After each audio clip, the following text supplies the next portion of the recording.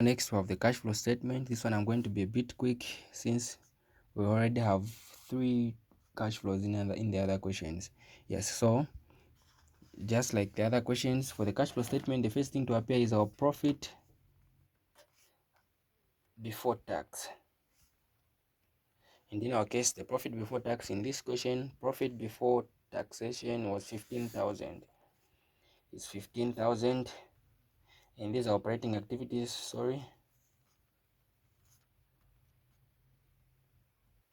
operating activities. So profit before tax is 15,000. Then I said we're going to add everything that is between the operating profit, or what we call profit before interest and tax, and our profit before tax, everything that is between that. So in our case, our operating profit was 17,350. They've only subtracted the finance cost, which is interest.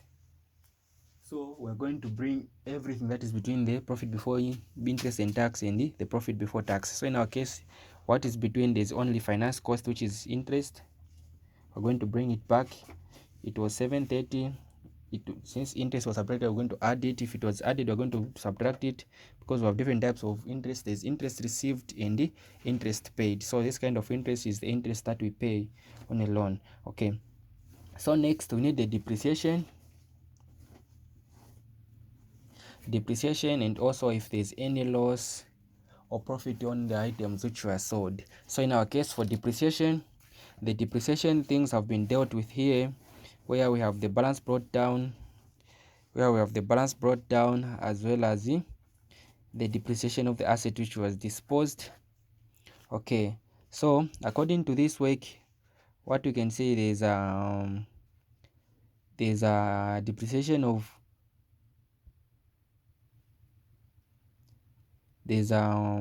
depreciation to be 4658, but we should not forget that there are some items which are disposed, which are the depreciation of 990. So we're going to add back that depreciation, as simple as that. So this depreciation is going to be 5648. So we don't have anything else, because on those items there's no profit or loss that the business suffered. Okay, so next we're going to the working capital changes, and under working capital changes, just like I explained, we have 6 things under there. So working capital changes, there are always 6 things which you are supposed to write. If any of them is missing, you can just indicate a 0, but you have to write the 6 things in order for you to know what you are doing. Okay, so first, on receivables, what is happening to our receivables? Trade receivable, event. Okay, let's start with our inventory. So inventory is decreasing. Decrease in inventory. Okay, decrease in inventory. So at the start, inventory was worth 9635. At the end, it is worth 3560. Sorry, 3560.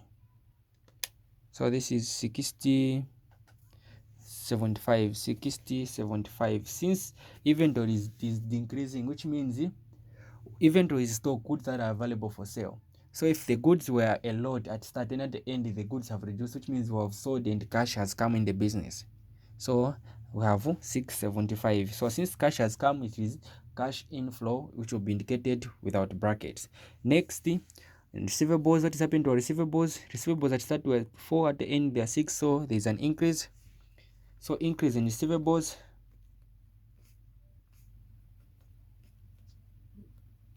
I said at the start were the 6405. At the end there's a 4542. So we have 1863. So since even for receivables are increasing, at the start we had a 4542. At the end we have 6405, which means people came to borrow money. Our cash has gone out, which is a cash outflow, which will be indicated with the bracket. Next, we have increase in payables.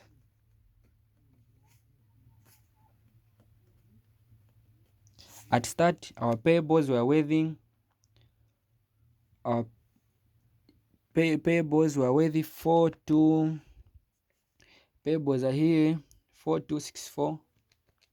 At the end they are worthing 7442, which means 7 8. Since payables are the amount of money that the business is owing, so if at the end we are owing a small amount, at start we are owing a small amount, at the end we are owing a big amount, which means we went to borrow some other money. Cash came in, which is a cash inflow, which will be presented without brackets.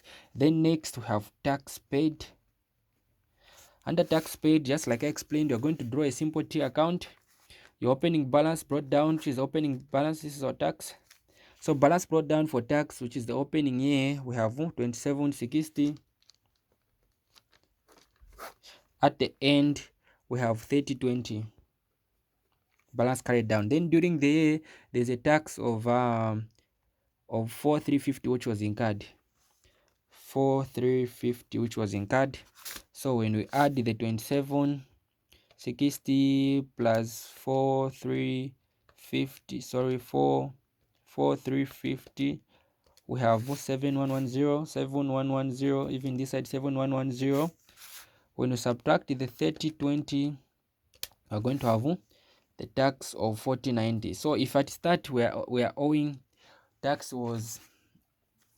the amount we are owing on tax was that much, at the end it is whether this much. During the year we incurred tax during this much, which simply means if at start we are incurring tax to 2760, then we incurred during the year tax worth 4,350. Then at the end, how are we arriving to this much? Which simply means this is the amount of money which we paid on the tax, and that's what we're interested in. Since here we're talking about the movement of cash, so our tax is going to be 4090 here in brackets because we paid.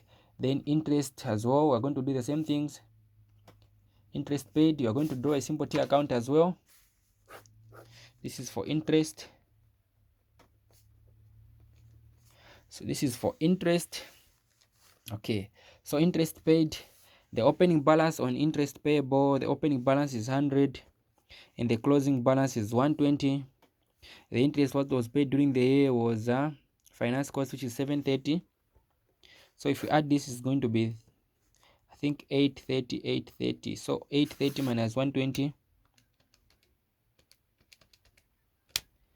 which simply means we have a 710. So if at start we're incurring interest worth 100 kwacha, during the evening we incur tax worth 730. At the end, how are you arriving at the tax, at the interest rate of 120? Where has the 710 gone to? Which means cash, we paid some cash on the interest, which is the 710, which is appearing there. So we have 710. Then we're supposed to calculate for dividends, but in our case dividends have already been calculated for us. But if we're asked to do that ourselves, we're supposed to get our opening retained earning. In this case, our opening retained earnings, then okay, opening retained earnings were 6465. Opening is here 6465 plus the profit for the year. The profit for the year in our case was 10,650. When you get that amount, you are going to subtract now the closing retained earning. Our closing retained earning was 15,625 minus 16,629. 16,629. Okay, 15,629. Yes, so we have 1486, which is during the year dividends paid were 1486. So in some questions you'll be given to calculate yourself, in some other question it will be given for you, like in this case. So remember, I have 3 zeros on top, that's why it is appearing as 1486 without zeros, otherwise it is 1,486,000. so 1486 as dividends. Okay, so we have a 15,000 on top plus 730 plus 56, 48. This is 21,378. Then plus 6070 minus 1863 plus 3178 minus 4090 minus 710 minus 1486. So we have a 22477, 22477. Okay, then next we're going to the investment activities. This is the cash flow from operating activities. Next we're going to the investment activities.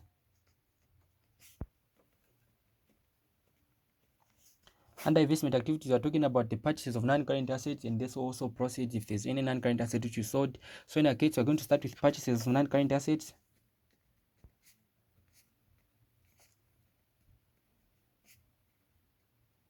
So purchase of non-current assets.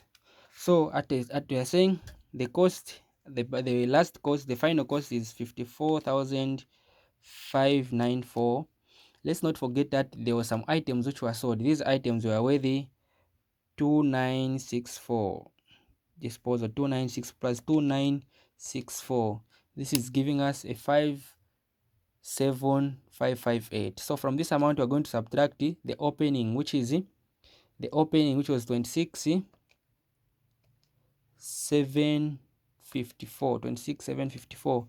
This is a 3804. And also we're going to write our proceeds from disposal, which was proceeds from disposal 2694. So since this was a purchase, cash went outside to be presented in brackets.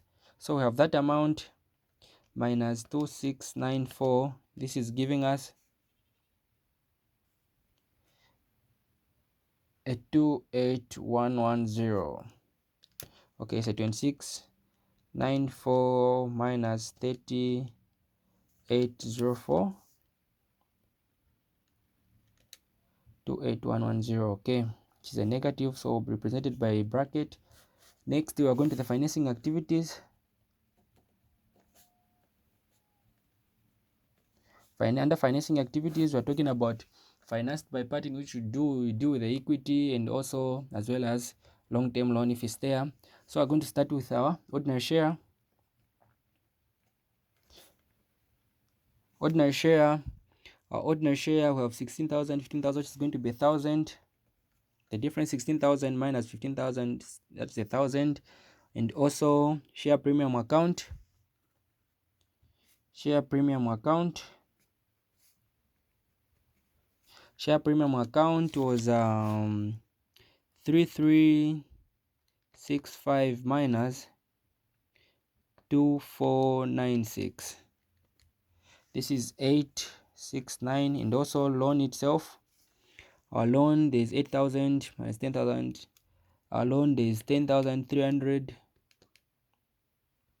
10,300 minus 8,000. This is 2,300, which will be in brackets, which is going to be in brackets because our loan is reducing. So if I start with the loan of 10,300, the end of a loan of 8,000, which means we have paid the loan, cash has gone outside. That's why I'm indicating it by brackets. So we have 1,000 plus 869 minus 2,300. This is 431. 431 in brackets. So we have that one minus 28,110 plus 22,477. This is 64 as our cash equivalent. Okay, so we're done with this one as well.